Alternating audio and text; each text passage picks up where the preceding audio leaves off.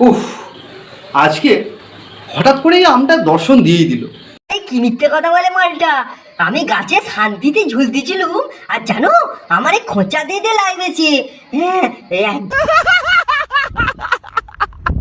আর আমার হঠাৎ করে মনেও পড়ে গেল একটু, মানে গরমে তো ভাই আম খাওয়া হয় তো।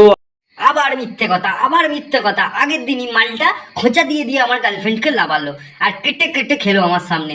যাই হোক বন্ধুরা, আমার পাশে দেখো। আজকে ভাবছিলাম একটু যদি আম খাওয়া হয় কেমন হয়, মানে আলটিমেটলি একটু আম খাওয়া হবে কি করে, সেটাই দেখার পালা। চলো দেখি।